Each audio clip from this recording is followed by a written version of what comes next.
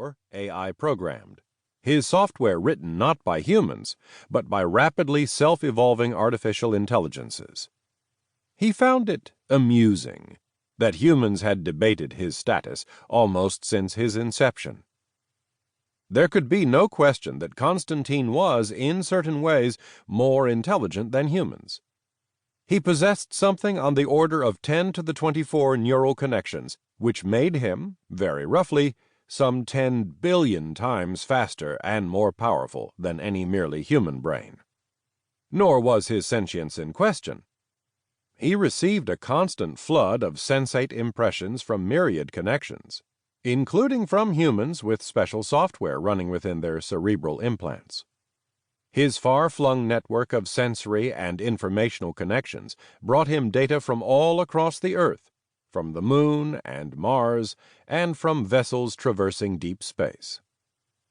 No, the ongoing debate was on whether or not he was conscious. Many humans simply could not accept the fact that he was self-aware, like them. In point of fact, Konstantin was more self-aware than any human. He was keenly aware of each and every one of some thousands of distinct and separate bodies, from the processors in Luna to the massive military command complex at Quito Sync Orbital, to the computer network within the star carrier America and other vessels like her. That his mind could embrace such vast and far-flung complexities was both blessing and curse.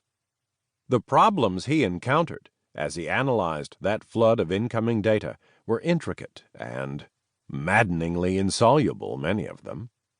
He felt satisfaction when he managed to solve problems, but he felt a nagging frustration when he could not.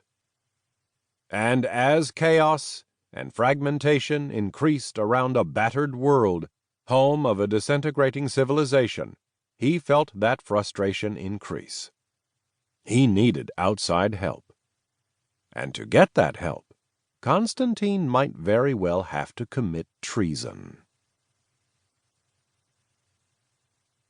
Chapter 1. April 5th, 2429. Scioto Falls Park, Columbus Crater, 10:50 hours EST.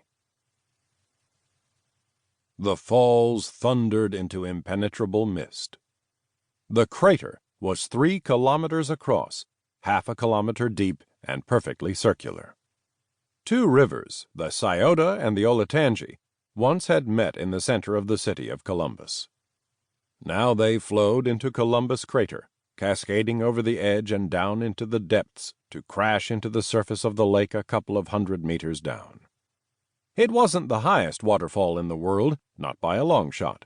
That distinction still belonged to Angel Falls in Venezuela, which was a full kilometer in height.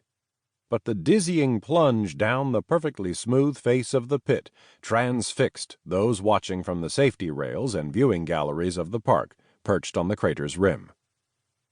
Admiral Trevor Gray leaned against the railing and stared into the mists at the bottom, a heavy fog obscuring the lake.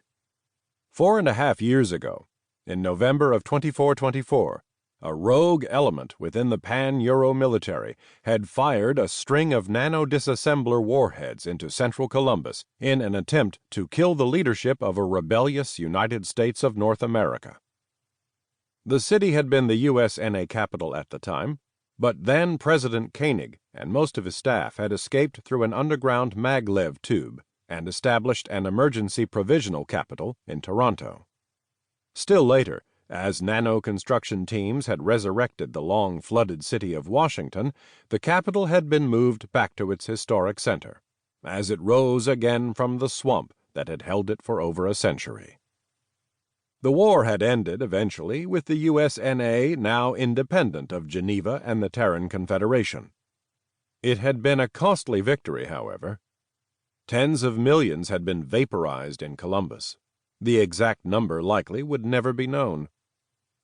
Around Gray, the new city was still rising from the ruins as nano-constructors rearranged the atoms of dirt and rock and broken rubble, and likely bodies, to create gleaming new structures rising above the lake and encircling parkland.